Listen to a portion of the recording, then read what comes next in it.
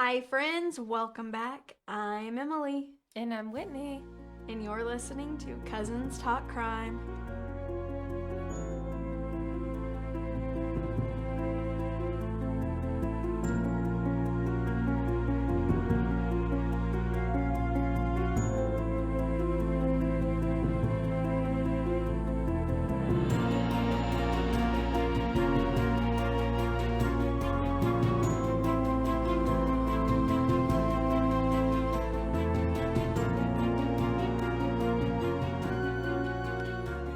So, Whitney,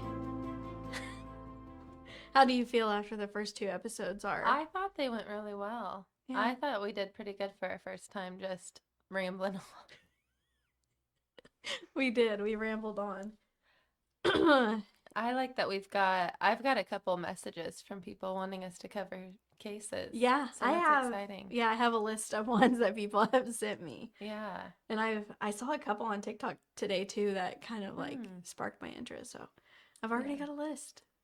We like getting those messages. I did. Yeah. Because I hadn't heard of a couple of them that people sent me. Yep.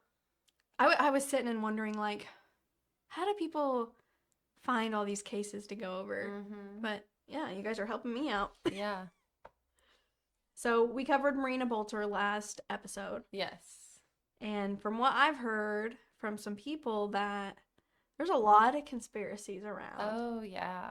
about what happened. Yeah, since we released it, we've talked to people that are local, and there's even more names than what I mentioned. And maybe on a later date, we could recover Oh, yeah. and go over what we've learned since that episode because it's very interesting.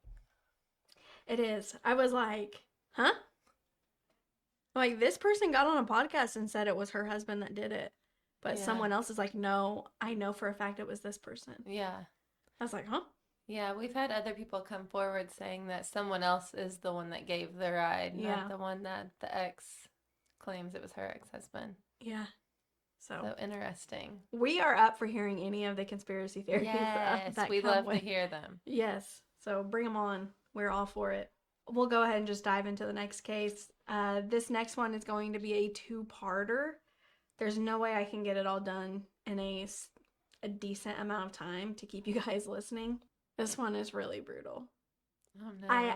This is the first one that we've covered so far. I mean, it's only our third one, but this is the first one that's had really brutal Yeah. brutal instances. That So are hard to talk about. yeah, they can be very hard to talk about. Yeah. Yes, absolutely. So this episode, I'm going to be bringing you guys the Highway Killer.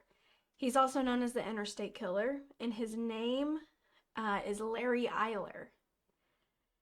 Now I'll give you a little bit of Larry's background. He was born on December 21st, 1952 in Crawfordsville, Indiana.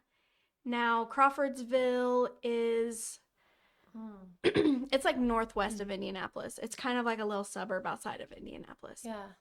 He was the youngest of 4 children.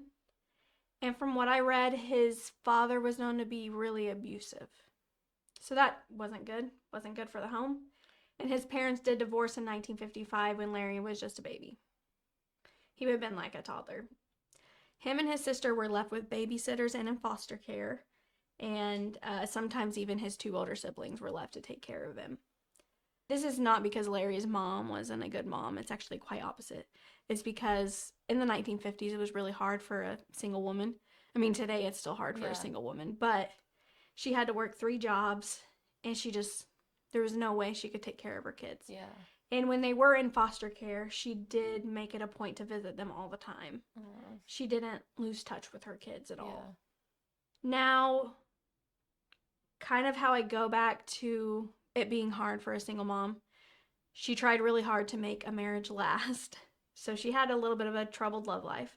She got married in 1957, just a couple years after she divorced Larry's father. But that marriage only lasted a year. And then she married for a third time in 1960. And this marriage lasted 4 years. So, like I said, it's hard for a woman to be single. So sometimes they would go to desperate measures and marry people they shouldn't marry. And then she did give the idea of marriage a little bit of a break. But she did eventually get married for the fourth time in 1972. So what? 1972, Larry was born in 52. So by the time he was 20, she was on her fourth marriage. But I didn't dig a whole lot into the mother. But this is the last marriage I saw, so maybe this one lasted the rest of her life. Yeah. Who knows? But apparently, hopefully. Yeah. But apparently, all father figures in Larry's life were abusive to him. Oh no. They did mention in the research I saw was that one of his stepfathers would hold his head under scalding hot water as a form of punishment. Oh my gosh, that's awful. It is. It's crazy the things they used to do back then. Yeah. Like growing up, I was afraid of the belt. Right. You know? Or a stick. Yeah. I was afraid of a stick. I wasn't afraid of my dad holding my head under hot water. No. I can't imagine. I know. The way people turn out isn't always a reflection of their childhood. Right. But knowing what I know about Larry, maybe Yeah. a lot of this stemmed from abuse that he received from one of his fathers. And I feel like a lot of criminals do have that in common. Yeah. Yeah. They have an abusive background. So let's fast forward a little bit to his adolescence, early adulthood. So when Larry just when Larry was like reaching puberty, so that age, 13, 14, he realized that he was gay. So, and being gay back in those times was more difficult. Yeah. He struggled really hard. And the thing he struggled with most was just accepting the fact that he was gay. He didn't want to be that way. He hated it. He hated himself for it. Yeah.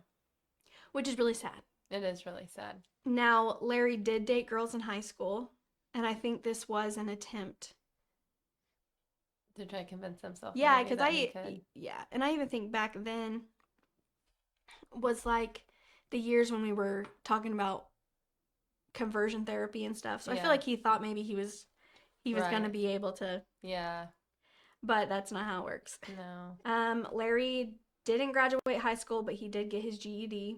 And after school, he got a job as a private security guard at the Marion County General Hospital. He worked there for about 6 months.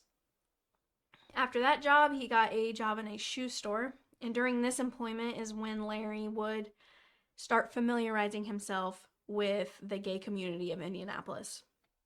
So he started not accepting it, but he started embracing it, knowing that that's his thing. And he would frequent the gay bars and found himself having casual relations with people that he met. Now, according to sources, Larry would not make eye contact with people when they were having said relations.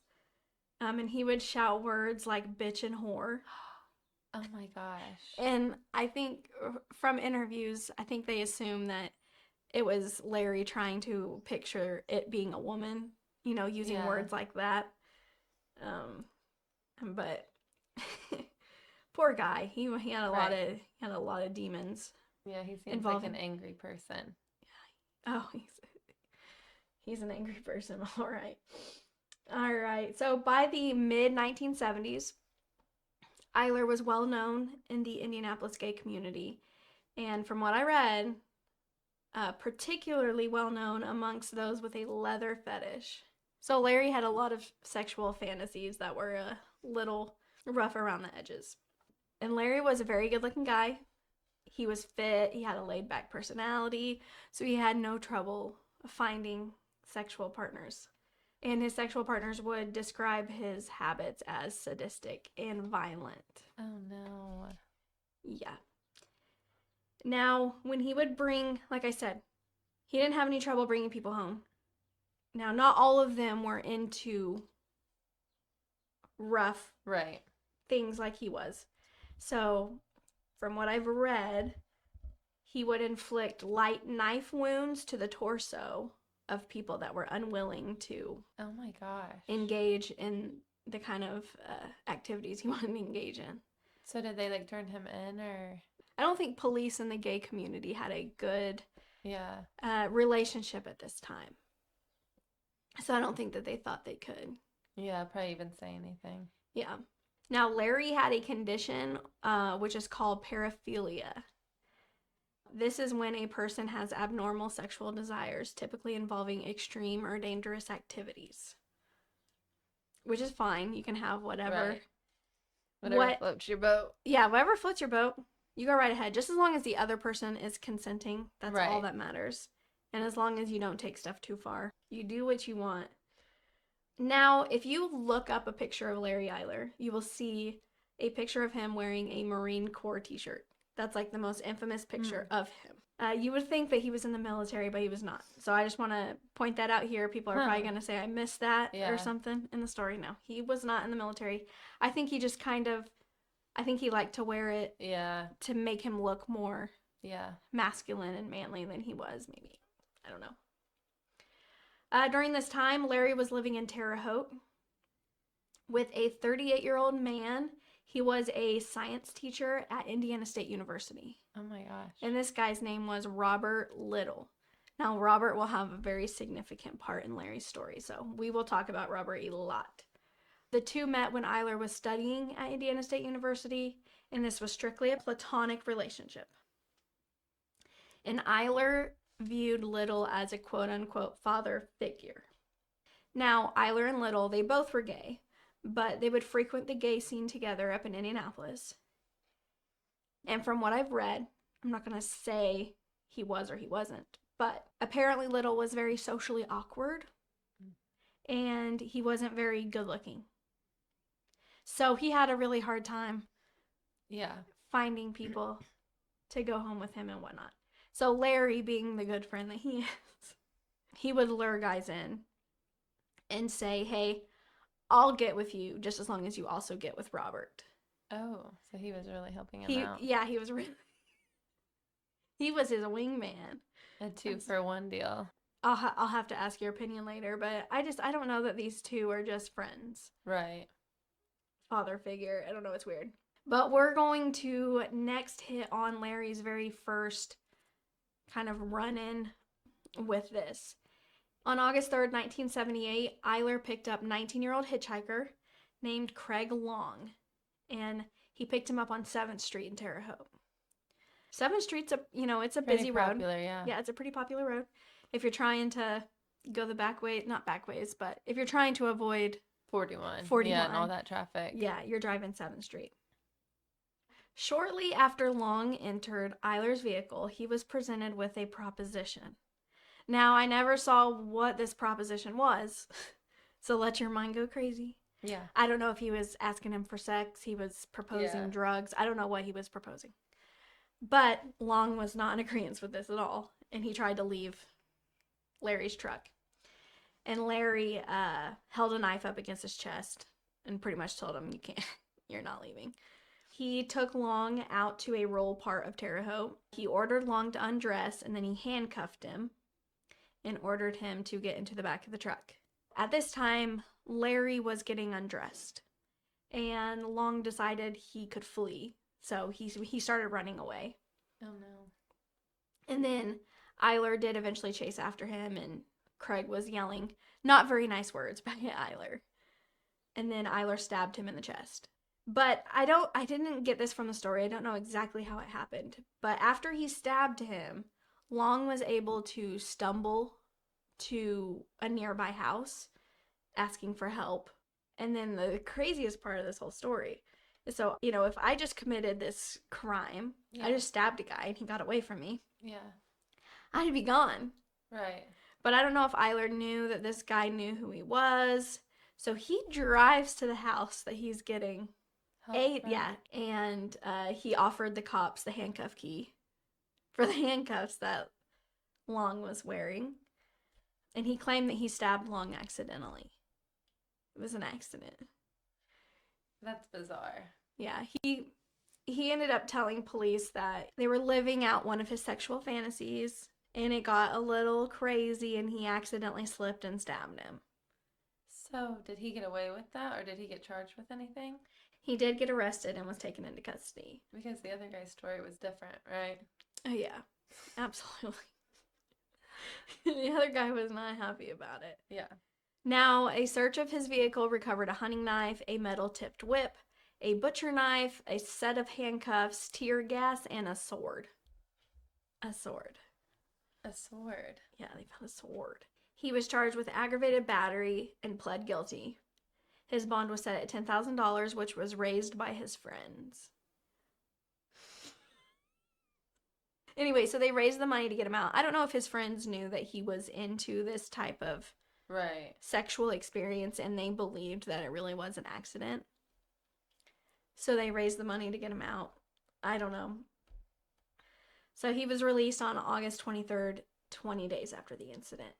Now, on the day that Eiler was released from jail, his friend Robert Little offered Craig Long $2,500 to not press any charges. Did he take it? Yeah, he took it. Oh my gosh, so the charges got dropped after that. Yep. And then Eiler changed his plea to not guilty and he was acquitted. So I looked up the conversion of what $2,500 was today, and it's only about $13,000. I don't think, if I really thought this guy was trying to kill me, which knowing Larry Eiler he was, I wouldn't have taken $13,000. No. But I think someone convinced him that it was truly an accident and he could walk away with $13,000 and be fine. Yeah. I don't know. It's weird. Larry's a bad boy. Yeah. Which, I mean, you never know if you're going to win in those circumstances anyway, because he was having a completely different story. So he might have said, I'm just going to take this money and forget about it. Yeah. You know? Yeah. And he lived and he was fine, so whatever. Right. In August of 1981, Eiler did form a long-term relationship with a man named John Dobrovolskis. I'm going to try my best to say Dobrovolskis about 700 times during this episode. Oh, no. But I may just get to calling him John, so I'm sorry. Now, John was married to a woman, and they have 2 children and 3 foster children. Oh, so they took children in. Yeah, and they were living in Chicago. Now, the craziest part, which it may not be crazy in the times, but his wife knew that he was gay. And she was tolerant of his relationship with Larry. Okay. And Larry lived with them on the weekdays. Like, lived with the wife and the kids? Yes. Through the week? Yeah. Where'd he go on the weekends? He lived with Robert Little on the weekends. Oh, my God. Yeah. But she was tolerant of it only if he paid 1/3 of the rent. Like, I will let your lover live with us. I don't care. I just don't want the world to know my husband's gay. Right. And he's paying 1/3 of the rent. And Larry was like, fine. Right. Whatever, I'll pay it. Both men shared a mutual interest in BDSM. If you aren't familiar with BDSM, I didn't know what it stood for, so I'm gonna learn you something. Yeah. It stands for bondage, discipline, dominance, submission, sadism, and masochism. So instead of BDDSSM, it's just BDSM. Okay. But yeah, I never really knew what it stood for, but I've heard of it before. Yeah, I've heard people talk about it. Now, their relationship was never considered a monogamous one, but they were always really jealous of each other. And John was actually very abusive to Larry. Larry wasn't abusive to John. Larry would never hurt John. He loved John. He would just take hurt out on other people. Now, Larry's friend, Robert Little, had a really, really strong dislike of John, and he made it very known. Maybe it was jealousy. Yeah. I mean, I think it's jealousy. And like I said a little bit ago, Larry would stay with Little on the weekends because he worked at a liquor store in Greencastle. Oh, okay. On Saturdays, I believe. All right, so we're getting into the murders that Larry has committed. There's a lot of them. Larry, we're thinking between 17 and 22 people. Oh my God. We're not sure about all of them. That's wild. Yeah. There was one victim that actually, I was reading online, their body wasn't identified until like a couple years ago. That's wild. Like 40 years after it happened. Oh my gosh. There's always hope that there are going to be answers, just so you know. All of his murders involved the restraining of his victims, and several of his victims were subjected to degrees of sadomasochism before being stabbed or slashed to death. And most of his victims were stabbed in the, like, stomach area. I don't know why. And were they all men? They were all men. All men. All men. All his victims. Yes. So his victims were typically given alcohol and sedatives before their restraint and murder. So most of them in their autopsy, they were found to have drugs, alcohol in their system. He disemboweled several of his victims and dismembered 4 of them. He typically discarded his victims in fields close to major highways and interstates. So that's how he was pegged with the name Interstate Killer or Highway Killer. Was he a truck driver or anything? Nope. No. When you said Interstate Killer, that's the first thing that kind of came to my head. That maybe he was driving on the interstate. Yep. Nope. No. It's just all of his victims happened to be found. And when I talk about his victims, instead of giving like exact cities of where they all are, because some of them I can't even pronounce. Yeah. I can't even pronounce some of these cities. But so just to give an idea of the map of where he killed for the most part was either up by Chicago in like rural towns outside of Chicago or down in Terre Haute, Indianapolis, right along Interstate 70 or whatever interstate takes you up to Chicago. Yeah. So just in that area is where we were. So after that stabbing incident with the guy that lived, how soon after that did he start actually killing people? So our first known murder is towards the end of 1982. So that's about 4 years. After that incident? Yeah. Maybe he wanted to gear up at that point. Yeah. But, I mean, that victim got away. Yeah. So maybe he realized he wasn't quite ready. Was there something that changed in his life when this started happening? Not that I saw. I didn't see any like. Was he still living with the boyfriend and his other friend? As far as I can tell. As I far was as wondering what triggered it. I think one day you just cross that line and it's so hard to cross back. So I think just one day he crossed it and then there was no going back. Yeah. On October 12th, 1982, Larry Eiler lured a 21-year-old man named Craig Townsend into his vehicle. This is up by Chicago. He was drugged, heavily beaten, left naked and comatose in a rural field, but he did somehow survive. So this is his first, like, true, he really tried to kill this person. He thought they were dead, probably. He left them in a field, and they were actually, like, they suffered from exposure the next day before they were, like, found. Oh, my gosh. Only 11 days after that, on October 23rd, Eiler abducted and murdered a 19-year-old named Stephen Crockett.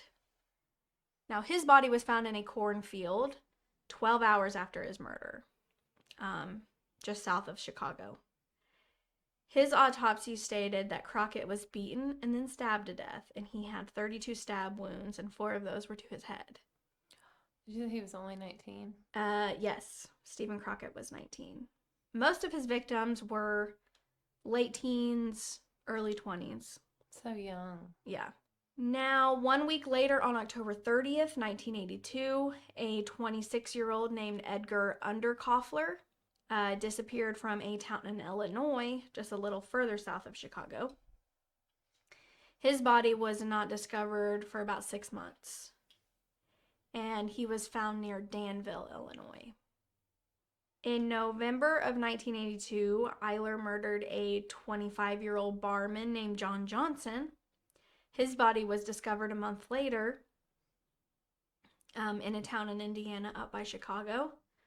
On November 20th, 1982, Eiler abducted a 19-year-old hitchhiker named William Lewis near Vincennes, Indiana. Yeah, Vincennes is getting even a little closer to home. Yeah. He was stabbed to death and buried in a field somewhat close to the last one up by Chicago. So he was taken from Vincennes all the way close to Chicago. So I don't know if he was alive when he was traveling up to Vincennes, or not Vincennes, traveling up towards Chicago, or if he had killed him near Vincennes and then took him up there. I'm not sure. On December 19th, a 23-year-old named Stephen Egan was abducted in Terre Haute. His body was discovered in a wooded area off of Highway 63 on December 28th. Now, there was an outbuilding close by an abandoned farm from where he was found, and they examined that, and it looked to have been like a little torture chamber. They found human flesh on the walls, and Oh my gosh, that sounds disgusting. they suspect that they found like marks on the wall, and they suspect that Stephen was kind of tied up to the wall, hung from the wall, and then beaten and tortured before he was killed. His body was incredibly mutilated near the abdomen, chest, and the throat. The coroner who performed the autopsy referenced the tremendous rage Agon's killer had exhibited upon his victim in his autopsy report. He also added a likelihood that this specific murder probably was done by more than one person. Yeah. So this is the first time that we're thinking that someone There could else, be somebody else. yes, that someone else might be involved. So where was that shed located? It was near Terre Haute, somewhere on an Oh. abandoned farm. Oh, so it wasn't anybody's actual property. Not, yeah, it was abandoned. Okay. Someone may have technically owned Yeah, it, but yeah. Immediately after Agon's autopsy was complete, the coroner conducted another autopsy of a 21-year-old named John Roach, who was found close to Interstate 70 in Putnam County. He noticed several similarities between Agon and Roach, thinking that they were killed by the same person. Now, on December 30th, a 22-year-old Yale University graduate named David Block disappeared from Chicago suburb Highland Park, and his body was discovered in a field on May 7th, 1984. That's 7 people he has killed between October 23rd and December 30th. So he was on like a killing spree. Yeah, he was on a rampage, apparently. I feel like some serial killers they're like running a marathon. Yeah. They do theirs over a span of a decade. Yeah. He's running a sprint. Yeah. Did it say how he got these people, or you know what I mean? How he met them? Nope, I think they were all literally just picked up by him on the side of the road. I've heard Opportunity. I've heard a lot of them are hitchhikers or Mhm. prostitutes. So they were easy to lure into his car. Yeah. He would offer him money, he would offer him drugs, whatever it took to get them into the car. Now we're in 1983, and on January 24th, Eiler abducted and murdered a 16-year-old boy named Irvin Gibson up by Chicago. His body wasn't found until April 15th, and his body was discarded on top of the body of a dog, and both of them had been stabbed. Oh my So gosh. that's the first time we've seen any animal cruelty by Larry. Yeah. So I don't know if maybe this was this boy's dog and it was Yeah. being loud, so he had to kill them both. I'm not sure. Between March and April, Eiler is believed to have killed another 5 people between the ages of 17 and 29. On May 9th, the body of a 21-year-old named David Scott McNeve was discovered in a field close to Indiana State Road 39 in Hendricks County. His wounds immediately tied him to these other victims. He suffered 11 knife wounds to his neck, 5 to his back, 11 to his abdomen, with one wound causing sections of his small intestine to protrude out. Welt marks were discovered on his wrists and ankles, and his jeans have been pulled down to his ankles. Oh my gosh. However, there was no signs of any sexual assault. A lot of Larry's victims were found with their pants around their knees or their ankles. It's like his calling card. I don't know what it was. I hate this guy. At this point, was anyone the boyfriend, and did any of them suspect anything, or was he gone a lot? Did he have a job during this time? Yeah, I mean, he still worked. He worked at a liquor store on Saturdays in Greencastle, and I mean, he traveled a lot between Chicago and Terre Haute. Yeah. And so along the way, this is what he would do. It's wild. Wild is the word for it, absolutely. I can't stand this dude. No, he sounds like an awful, terrible person. He makes me so mad. 9 days later, Eiler murdered a 25-year-old named Richard Bruce in Effingham, Illinois. His body was thrown from a bridge into a creek and remained undiscovered until December 5th. But this is completely different than any other. Like, they're usually found in fields, and this guy's found in a creek. So, like I had mentioned a little bit ago, the gay community and law enforcement didn't really have a good relationship. But at the time of all these killings, they did band together to publish an anonymous telephone hotline in a largely known gay newspaper called The Works. I think they were worried. I mean, these boys were found with their pants around their ankles. Yeah. They knew it had to be some kind of sexual thing. Yeah. And, I mean, women aren't typically the ones that are murdering men. I mean, there have been. Yeah. And I'm sure we will cover them.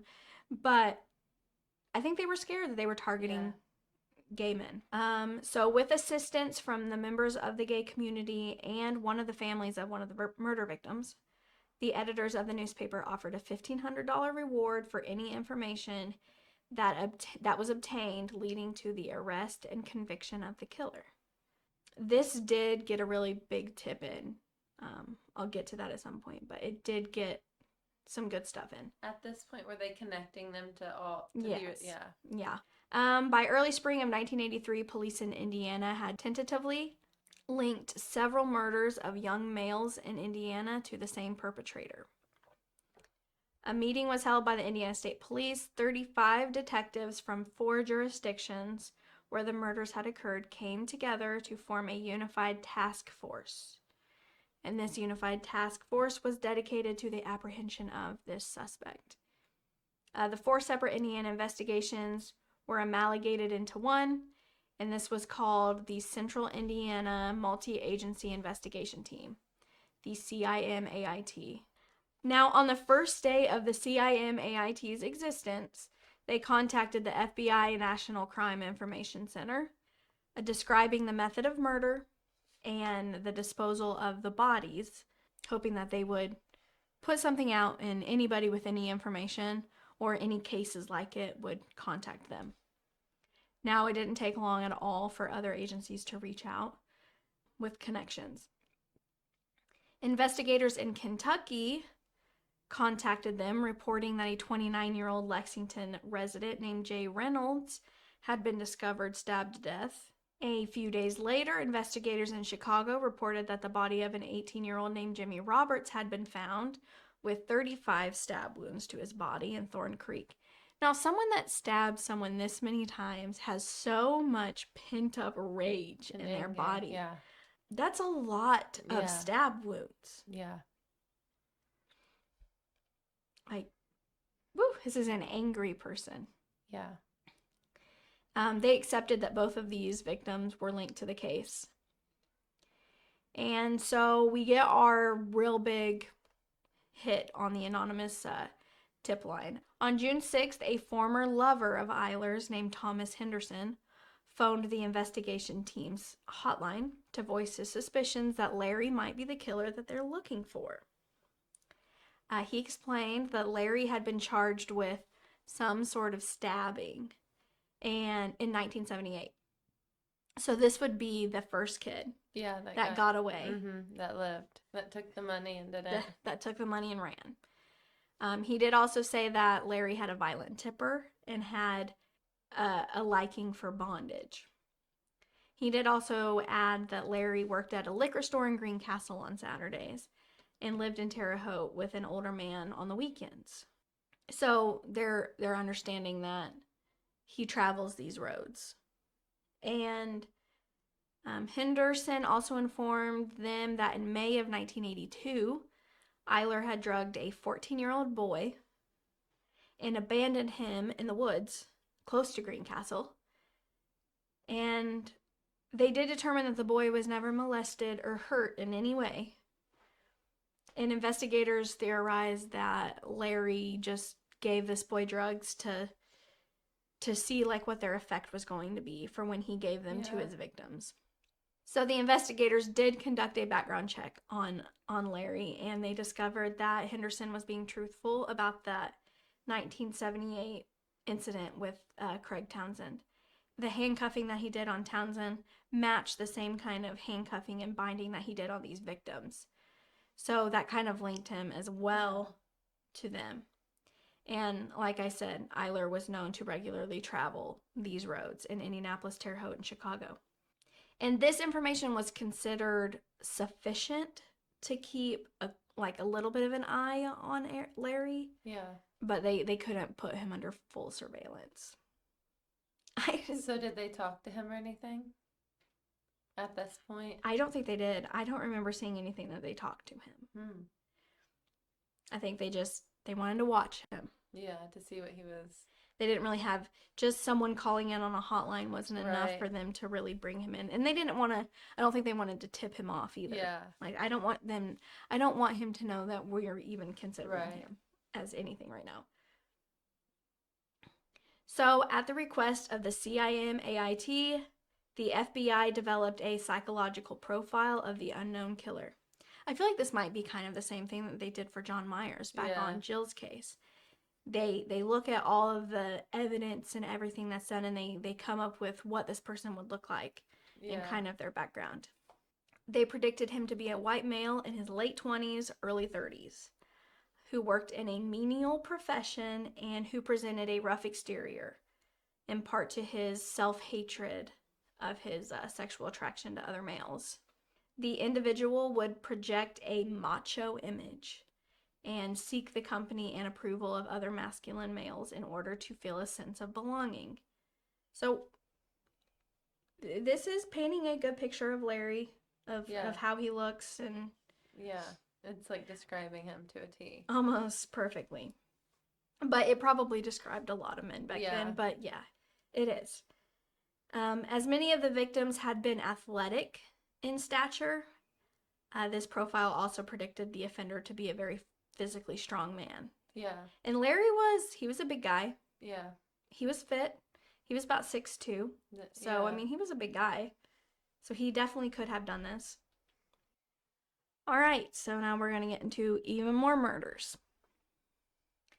On July 2nd, the partially clad body of an unidentified man was discovered in a field 2 miles from the city of Paxton, Illinois. They determined this victim to have been dead since June 27th or 28th, so a few days. And they had repeatedly been stabbed in the abdomen. So did this get turned in, and did they recognize this as the same guy? On October 31st, a tree trimming crew discovered the body of a further victim, 28-year-old named Ralph Callis. His body was found in a field close to a tollway near Illinois Route 60. He was stabbed 17 times with a butcher knife, and the stab wounds were in his abdomen, causing him to be disemboweled. And they quickly linked these to the highway killer. In early September, a Chicago-based reporter noted similarities between the murder of Callis and 2 earlier deaths of young males within the county. After conversing with the Cook County investigators, another 2 young male victims had been murdered and left with stab wounds in their trousers around their ankles. So at this point, how many is it? A lot? It's a lot. It's a lot. Now, with them surveillancing him a little bit, they're not really. No, they can't be. They can't be, because he's still out just killing and dumping people left and right. Yeah. So no one's really watching him right now. No. This whole case just gets me going. Like, here in a little bit, you'll hear me riled up. I just think it's crazy they got a tip on him, and like, what are they doing? And I've seen movies or TV shows or whatever it may be, and people were afraid of gay people back in the 80s and 70s. Yeah. AIDS was going around. There was a time when people thought AIDS could be right. could be, Contagious, like a yes, cough. yes, contagious. Like they could catch it. And I feel like, just from what I've seen in movies, I'm not saying this is true, but they just said, you know, Right. let them live their lives. If they're dying, then I guess they're dying. Yeah. But I know not all of his victims were gay. Yeah. It was not, he wasn't just picking up gay people. Yeah, he was just opportunity. Yeah, just when the opportunity presented Okay. itself, Yeah. he went. He went with it. I can't wait to get done with these murders because he wears me out. On September 8th, investigators from all jurisdictions in both states where the additional bodies have been discovered got together to discuss whether these additional 5 people were linked to the highway killer, and they did all say that they were. So now this got the grand total up to 17. So we're at 17 now. 1 month later, on October 4th, 2 mushroom hunters discovered a human torso in a plastic bag. And this is over in Wisconsin.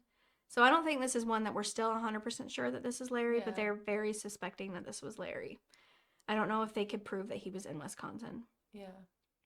But the victim was identified on October 11th as an 18-year-old named Eric Hansen. And this teen was last seen alive in September in Milwaukee. Hansen's head, arms, and legs had been severed from his torso with a hacksaw, and the torso itself had been completely drained of blood. No, had he done anything like that before? Not that I had No. seen. That was the first time that he'd really But the skull and hands were never found.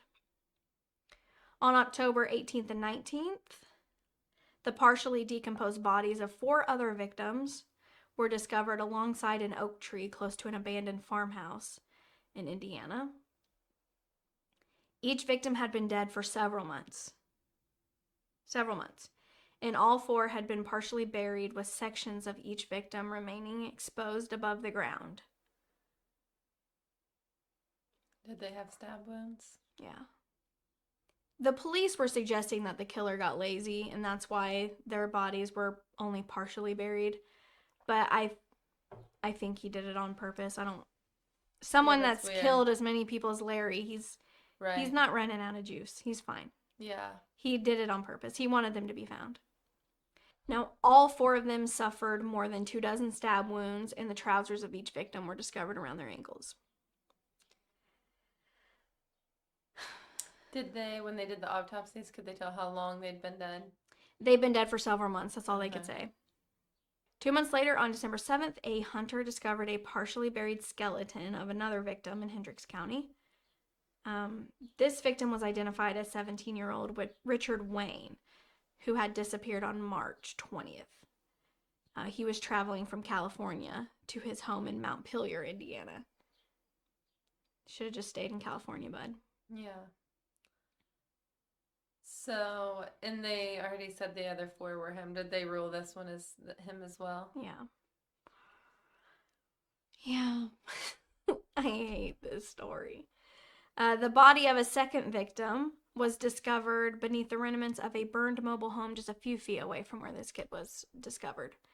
And this victim was never identified, unfortunately. Now, we're finally leading to someone...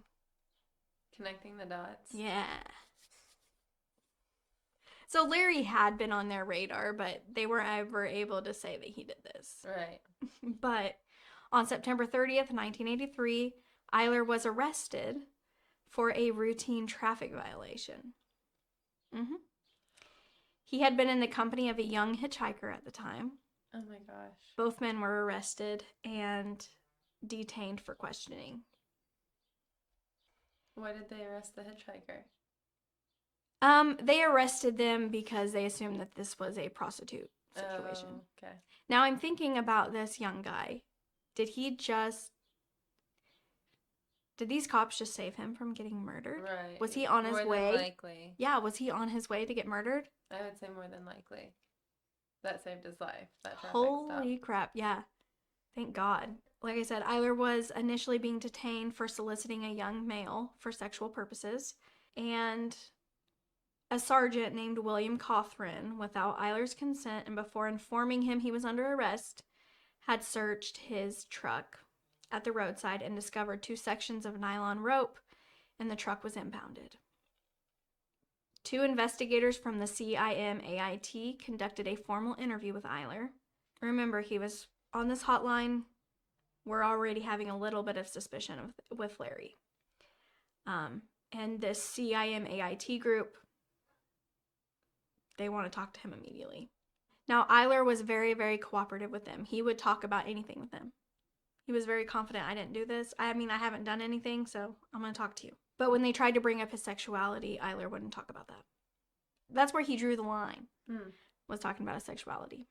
When questioned about the murders of John Roach and Daniel McNeve, Eiler claimed to have read news articles about the murder in the Indianapolis Star, but denied any involvement. He consented for the investigators to conduct a forensic examination of his vehicle, agreed to allow investigators to take his mugshot, copies of his fingerprints, and subject him to a polygraph test at a later date. Which is crazy to me. Like, he allowed him to get in his vehicle. If he really had killed 17 people, their DNA would be in there. Yeah. So I don't know why he was so open to it. I don't know. I don't know how to feel. I don't know if he was just that confident. I know some serial killers, when they go on these, like, rampages, they have, like, a feeling that they're God or something, that they could get away with anything. Yeah. So maybe that was it. I don't know. Or maybe he was at a point where he's like, I want to, you know what I mean? I don't care if I get caught. Yeah. Yeah. I've killed 17 people. Like, take me, please. Right. So no more people have to die, but I can't stop myself. A search of Eiler's truck recovered a knife, 2 sections of nylon rope, handcuffs, a hammer, 2 baseball bats, a mallet, and surgical tape. Did they check them all for, like, blood and stuff? Maybe. I didn't read anything about it, so I don't know if anybody found anything or not. An inspection of Eiler's footwear and vehicle revealed the impression of his boots to be a precise match to plaster casts that were taken of imprints discovered alongside the body of Ralph Callis. The vehicle tracks were also similar. So they're getting to the point where they can kind of pin him for Ralph Callis. There was blood found under the handle of the knife that was in his truck, and he was also known to commute the areas that the bodies were found. Upon completion of the forensic examination of Eiler's truck, investigators informed Eiler he was free to leave and retain possession of his truck. Now, the CIMAIT didn't, they weren't super ecstatic about this. They were afraid that he was going to go get rid of more evidence and whatnot. So in the early hours of October 1st, the CIMAIT obtained a search warrant authorizing a search of the Terre Haute home of Robert Little. And we're back to Robert Little. This is his father figure that he lived with on the weekends. And the search was conducted at dawn on October 2nd and revealed further circumstantial evidence such as credit card receipts and stuff like that placed Eiler in the locations of the murders on the days of the murders. There are also phone records stating that Little was receiving weird calls at weird hours of the night that happened on the evenings that these people went missing or were potentially killed. That's weird that he would be calling him. I know. Not talking. Him and Robert Little had a very weird relationship. I'm not convinced that Robert Little wasn't involved in some of these. Yeah. So he could be his culprit. That's weird that he was calling him while he was, you know what I mean, supposedly doing the acts. Yeah. Now, from something I read, I feel like Larry would commit the murders, but Robert Little had a fantasy of them. So I feel like maybe he would call him to tell him details of what happened. Yeah. And then Little would, like, get off on it. Yeah. That's probably what the phone calls would have been. That's disgusting. It's very disgusting. I hate these people. One of the calls had been placed from a payphone near the Cook County Hospital on April 8th. And this was the day that Gustavo Herrera was murdered. And his hospitalization records reveal that Eiler had received treatment for a deep cut to his hand on that day. These and more revelations led a member of the Indiana Task Force to make a remark that if Eiler wasn't the murderer, then he was just following him on a daily basis. Like, there's no coincidence. He's the murderer or he's just following him. Yeah. Yeah, that's all there is to it. Illinois investigators received approval from a state attorney to seize possession of Eiler's truck, and Eiler was brought in for further questioning. On this occasion, he admitted his penchant for being a dominant partner in bondage sessions and had mentioned his love-hate relationship with Dobrovolsky's. Larry denied that the boot impressions and tire tracks at Callis's murder belonged to him, and adding that he never met the guy. Of course you're going to say that. Right. Piece of crap. So he still hasn't said, he's just denying everything at this point. Yep, just denying everything. And they're building a case against him, but they're still building a case. Right.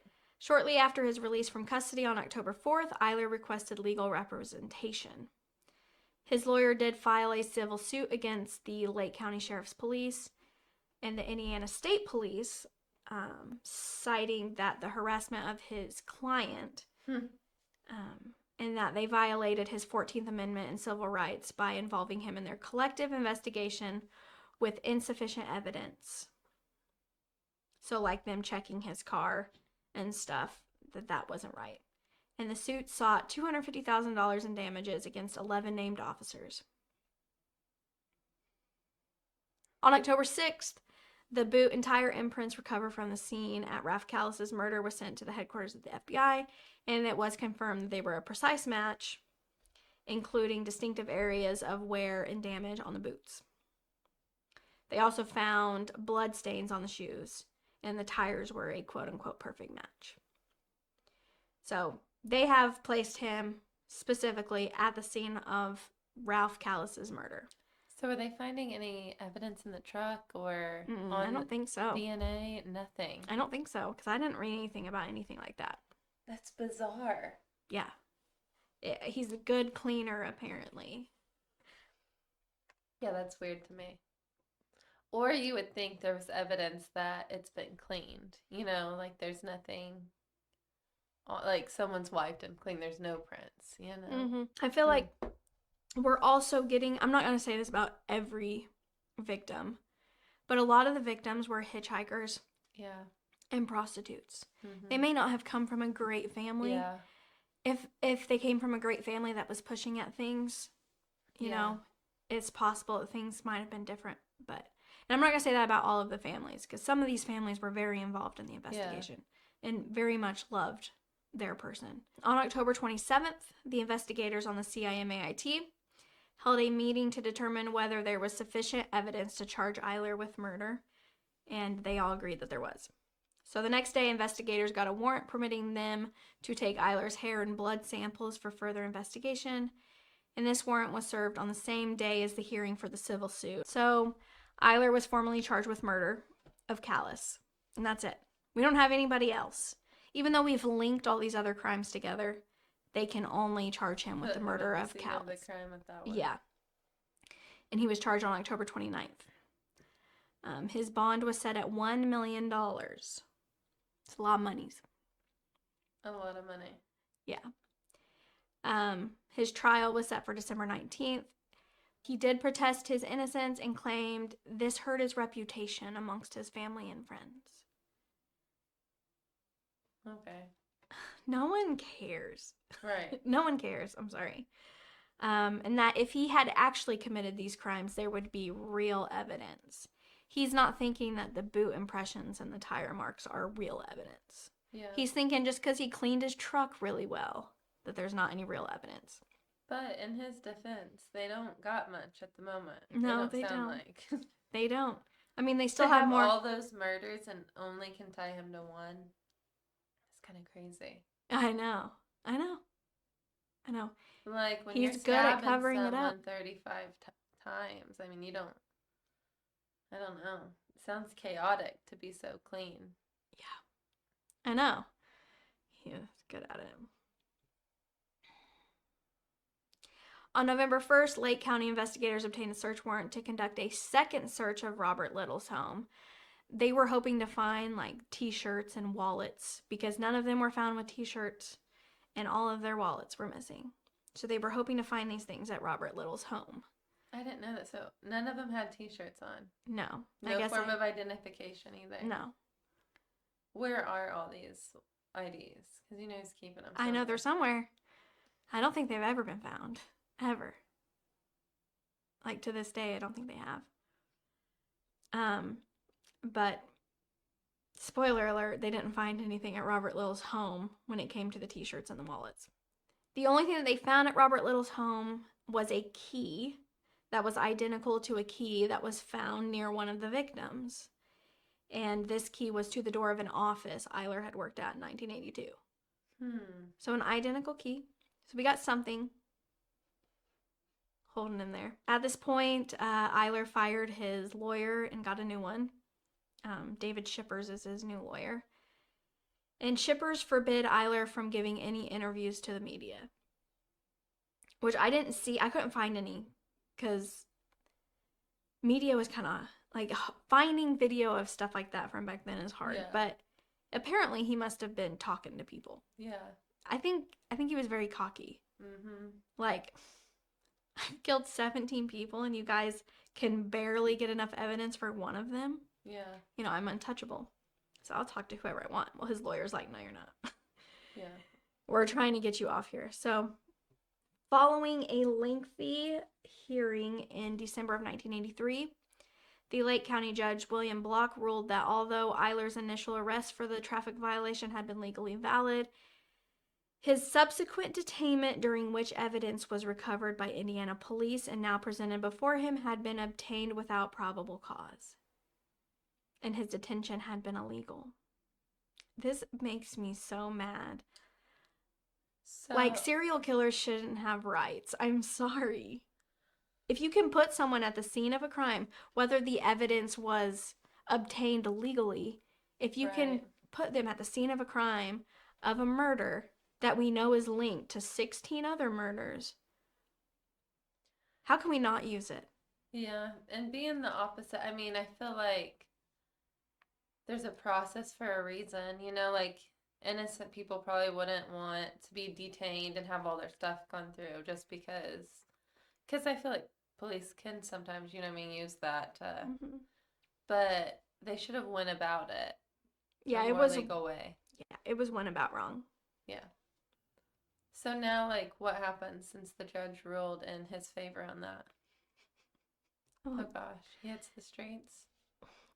They would have a further hearing to determine if defense motions to suppress the physical and circumstantial evidence that was retrieved by investigators between September 30th and November 22nd. So, I guess I should put in easy terms to understand is the defense was saying this evidence was obtained illegally. We're getting it out of his trial. Like, we can't use it. Oh, no. Yeah, these tire marks, these shoe prints. The only thing connecting him to the... Yeah, was obtained illegally, so it needs to be suppressed from the evidence. Well, then can they even continue on with the arrest? Because they don't got anything else. Yeah, you know. So... Did they drop the charges? I just don't know why. I don't know why. You tie him to a murder and you can just say, oh, it was obtained illegally, so we gotta pretend like we didn't see it and he gets away with murder now. Yeah. It pisses me. I get the justice system is here for a reason and there are policies in place to protect people. This guy doesn't deserve protecting. No. Oh, why I feel like when the stakes are this high, when you've had this many young men die. Yeah. It really upsets me. The hearing took place in January of 1984, and the judge took several days to consider what he was going to do. Now, on February 1st, Judge Block ruled that although Eiler had signed a Miranda waiver upon being detained, he had been taken into custody for interrogation upon charges unrelated to the crime of murder and was only later detained on charges of soliciting. He ruled the evidence of boot prints had been quote-unquote tainted, as the charge had been prompted by Eiler's illegal detainment in violation of his constitutional rights. I still don't believe they should have constitutional rights, but whatever. That's a whole nother point, topic. Though, it's we don't know he did it, you know? But we do. He's linked. He's there. Anyway, with the exception of the tire impressions, hair, and blood samples, all evidence obtained would be suppressed. And the worst part about it is that Block also reduced Eiler's bond to $10,000 from $1 million to $10,000. It's a big leap. Yeah. $10,000 is obtainable, and $1 million is not. Eiler was freed from custody on February 6, 1984. His family and Robert Little paid the bond. Of course, Robert Little did. Robert Little's like his ride or die. Yep. He's coming through. He's a good friend. Yeah, he's gonna be bailing him out. Yeah, he's a sugar daddy at this point. Stipulations on the bond did state, though, that he was not allowed to leave the state of Illinois. And 4 weeks after his release, Eiler permanently relocated to Chicago. Robert Little paid his rent and bought all the furniture for his apartment, and also bought a new set of tires for his truck. So he's moving away from Robert Little. Yeah, he's moving up to Chicago where his lover is, where John Dobrovolsky's is, and Robert Little's paying the rent for him. There's something weird going on there. There is something weird. That's just strange. I mean, Larry Eiler's a good-looking guy, but I don't know. Maybe he was charismatic or something. I don't know. I feel like... So is he still with this other guy, even though all this is going on? Because I would think since his wife kind of wants to keep it on the DL, she wouldn't want him associated with someone who's been... No, him and Dobrovolsky go strong until the end. I mean, they go strong forever. But that's where I'm going to leave part 1. Oh, man. Cliffhanger. Yeah. He's got a new apartment. He's free. Yep, now he's up in Chicago. Where a lot of these murders have taken place. A lot of these murders have taken place in Chicago. Yeah. Or right outside of Chicago. So we're at 17 people. They had him. They freaking had him. And now he's free.